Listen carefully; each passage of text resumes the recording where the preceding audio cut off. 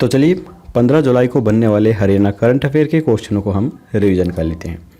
अगर आप हमारी पिछली किसी भी वीडियो को पीडीएफ के रूप में डाउनलोड करना चाहते हैं तो बस आपको ये कोड स्कैन करना है और जिस भी माध्यम से पेटीएम, फ़ोनपे या गूगल पे या फिर भीम यूपीआई जिसके द्वारा भी आप पेमेंट करना चाहते हैं पेमेंट कर सकते हैं। जितने महीने की आप पेमेंट करेंगे उसका स्क्रीनशॉट आपको स्क्रीन पर दिए गए व्हाट्सएप नंबर पर सेंड कर देना है, जिसके बाद पीडीएफ फाइल हम आपको सेंड कर देंगे। तो चलिए शुरू करते हैं आज के क्वेश्चंस।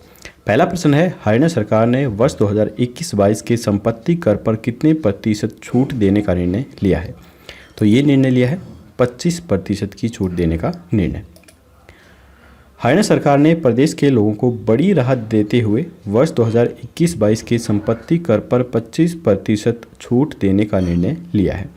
इसके अतिरिक्त इस वर्ष के लिए 30 सितंबर 2021 तक 10% की छूट भी दी गई है। इस संबंध में शहरी स्थानीय निकाय विभाग की 11 अक्टूबर 2013 को जारी अधिसूचना में संशोधन करते हुए एक अधिसूचना भी जारी की गई है। हरियाणा के किस जिले में बच्चों की विकलांगता की जांच एवं परीक्षण के लिए शीघ्र हस्तक्षेप केंद्र खोला जाएगा? तो ये खोला जाएगा रोहतक के अंदर। प्रदेश के दिव्यांगजन अब राज्य पुनर्वास प्रशिक्षण एवं शोध संस्थान रोहतक में निःशुल्क शिक्षा ग्रहण कर सकेंगे। इस संस्थान में लंबे समय से विद्यार्थियों से वसूल किए जा रहे पंजीकरण शुल्क, मासिक शुल्क तथा हॉस्टल फीस पूरी तरह से माफ़ कर दी गई है। इसमें करीब 150 दिव्यांग विद्यार्थियों की शिक्षा ग्रहण करने की व्यवस्था व इसके साथ ही सिरतार के निदेशक तथा प्राचार्य को आकस्मिक खर्च की सीमा को बढ़ाया गया है। इसके तहत अब निदेशक 40,000 तथा प्राचार्य 10,000 रुपये तक मासिक खर्च कर सकते हैं। सिरतार में 5 से 6 वर्ष वर्ग के बच्चों की विकलांगता की जांच एवं प्रशिक्षण के लिए शीघ्र हस्तक्षेप केंद्र खोला जाएगा ताकि ऐसे बच्चों को शुरुआती दौर से ही उपचार एवं शिक्षा प्रदान की जा सके। इसके साथ ही दिव्यांग बच्चों की सभी ज्ञानेंद्रियों का अधिक से अधिक उपयोग हो सके, इसके लिए संस्थान परिषद में संवेदी एकीकरण इकाई भी स्थापित करने की स्वीकृति प्रदान कर दी गई है। इसके अतिरिक्त संस्थान में डिजिटली सिग्नेचर्स डिस्प्ले तथा सोलर पैनल भी लगाने की सैद्धांतिक मंजूरी दे दी गई है। इसके बाद है, हाल ही में किस कंपनी ने हरियाणा में एक और बड़ा प्लांट स्थापित करने का निर्णय लिया है? तो ये निर्णय लिया है मारुति सुजुकी ने। मारुति सुजुकी कंपनी हरियाणा में एक और बड़ा प्लांट स्थापित करना चाहती है। इसके लिए कंपनी ने सोनीपत जिले के खरखोदा में 900 एकड़ से ज़्यादा ज़मीन हरियाणा सरकार से मांगी है। दुष्यंत चौटाला ने कहा है कि गाड़ियों के उत्पादन के लिए 800 एकड़ से ज़्यादा और बाइक उत्पादन के लिए 100 एकड़ से ज़्यादा ज़मीनी सुजुकी कंपनी ने मांगी है। उन्होंने उम्मीद जताई है कि राज्य सरकार एटीएल और फ्लिपकार्ट की तरफ आने वाले दिनों में हरियाणा की धरती पर मारुति कंपनी के ही एक विशाल प्लांट की नींव रखने का कार्य करेंगी। साथ ही उप मुख्यमंत्री ने कहा है कि नई ई व्हीकल पॉलिसी के तहत भी निसान, हुंडई जैसी विदेशी कंपनियां जो देश के अंदर प्लांट लगाने में रुचि रखती हैं उन्हें हरियाणा में निवेश करवाने का सरकार का जो प्रयास है वो निरंतर बना रहेगा। तो यहाँ पर मारुति सुजुकी के जो सीईओ हैं वो केंची आयुकुआ हैं और इसका हेडक्वार्टर नई दिल्ली के अंदर है। इसकी स्थापना सन 1982 को की गई थी। इसके बाद है, हरियाणा सरकार किस जिले को हरियाणा की वैकल्पिक राजधानी के तौर पर विकसित करेगी? तो ये करेगी पंचकुला को। हरियाणा की मनोहर सरकार पंचकुला को हरियाणा की वैकल्पिक राजधानी के तौर पर विकसित करेगी। जिस तरह पंजाब सरकार ने चंडीगढ़ से सटे मोहाली को विकसित करने पर फोकस कर लिया है, उसी तरह हरियाणा सरकार पंचकुला को राष्ट्रीय फलक पर ख्याति दिलाने का काम करेगी।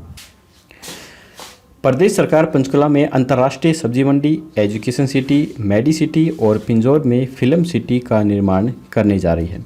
प्रधानमंत्री नरेंद्र मोदी ने हाल ही में माता मनसा देवी और नाडा साहिब गुरुद्वारे के लिए करीब 50 करोड़ रुपए की राशि प्रदान की है।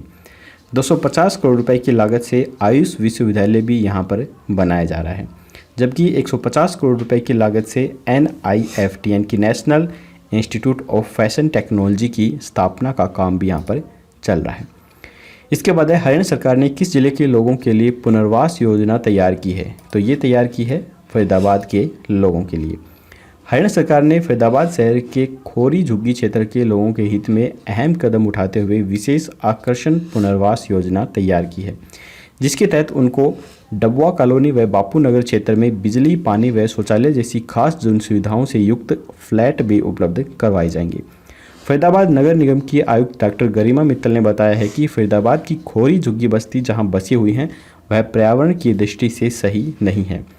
इसी मानवीय पहलू को देखते हुए खोरी क्षेत्र के निवासियों के लिए यह पुनर्वास योजना तैयार की गई है।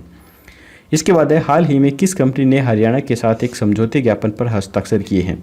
तो ये किए हैं डेंसो कंपनी ने। डेंसो के एमडी यासोकी मत्सुनागा सेन ने दोहरी प्रशिक्षण प्रणाली के तहत औद्योगिक प्रशिक्षण विभाग हरियाणा के साथ भागीदारी के साथ एक समझौते ज्ञापन पर हस्ताक्षर किए हैं। आईटीआई गुरुग्राम के प्रशिक्षुओं को फॉर्च्यून्स 500 कंपनी की अति आधुनिक मशीनरी, प्रौद्योगिकी और प्रशिक्षण तक पहुंच प्राप्त होगी। इसके बाद है, हरियाणा के किस जिले की सीमा अंतिल ने 2 दशक का रिकॉर्ड तोड़ते हुए ओलंपिक्स कोटा हासिल किया है? तो ये किया है सोनीपत। सीमा अंतिल ने 2 दशक का रिकॉर्ड तोड़ते हुए ओलंपिक्स कोटा हासिल कर लिया है। राष्ट्रमंडल गेम्स में रजत व कांस्य और एशियाड के अंदर गोल्ड मेडल ये जीत चुकी हैं। इनके अलावा 5 खेल ऐसे हैं जिसमें भारत के एक खिलाड़ी प्रतिनिधित्व करेंगे। घुड़सवारी में फवाद मिर्जा, फेसिंग में भवानी देवी, जिम्नास्टिक में परनीत नायड, जूडो में सुशीला लिकमाबम एवं वेट लिफ्टिंग में मीराबाई चानू ने भारत की ओर से क्वालिफाई किया है। इसके बाद है, KG to PG प्रणाली को अपनाने वाला हरियाणा का पहला विश्वविद्यालय कौन सा बना है? तो ये बना है कुरुक्षेत्र विश्वविद्यालय। कुरुक्षेत्र विश्वविद्यालय इस प्रणाली को अपनाने वाला पहला विश्वविद्यालय बन गया है। कुरुक्षेत्र विश्वविद्यालय ने KG to PG स्कीम के तहत सत्र 2021-22 में दाखिले करने का फैसला लिया है और इसके लिए तैयारी भी पूरी कर ली है। यानी अब एक ही छत के नीचे KG से PG कक्षा तक की शिक्षाएं दी जाएंगी। इस योजना के तहत अलग अलग आवेदक किए जाएंगे और विश्वविद्यालय के university senior secondary model school में 1 वर्ष का आधा अंक दिया जाएगा। इस शिक्षा के आधार पर योग्यता परीक्षा में एक अलग योग्यता सूची भी तैयार की जाएगी। इस श्रेणी में छात्रों की अनुपलब्धता की स्थिति में अन्य श्रेणियों के उम्मीदवारों को इसके तहत दाखिला नहीं दिया जाएगा। 28 अप्रैल को कुरुक्षेत्र विश्वविद्यालय की कार्यकारिणी परिषद में नई शिक्षा नीति 2020 के तहत KG to PG योजना के लिए कार्यान्वयन के लिए गठित कमेटी की सिफारिशों को मंजूरी भी प्रदान कर दी गई थी। तो आज की हरियाणा करंट अफेयर के क्वेश्चंस यहीं पर ख़त्म होते हैं। अब हम देख लेते हैं कल के प्रश्न का आंसर। कल हमने आपसे पूछा था कि किस जिले में जियोग्राफिक इंफॉर्मेशन सिस्टम्स लैब स्थापित की गई है या फिर की जाएगी। तो यहाँ पर जो हमारा राइट आंसर था वो था ये स्थापित की जाएगी हिसार के अंदर। हिसार जिले के लोगों के लिए यह खुशखबरी है कि जाति और अन्य प्रमाण पत्र के लिए अब लोगों को विभागीय अधिकारियों के चक्कर नहीं काटने पड़ेंगे। जल्द ही हरसेक के सहयोग से जिले में जियोग्राफिक इंफॉर्मेशन सिस्टम्स लैब स्थापित की जाएगी, जिसे ऑनलाइन पंजीकरण के तुरंत बाद जाति संबंधी प्रमाण पत्र मिल सकेगा। ऑटो जनरेटेड सर्टिफिकेट सभी जगहों पर मान्य होगा।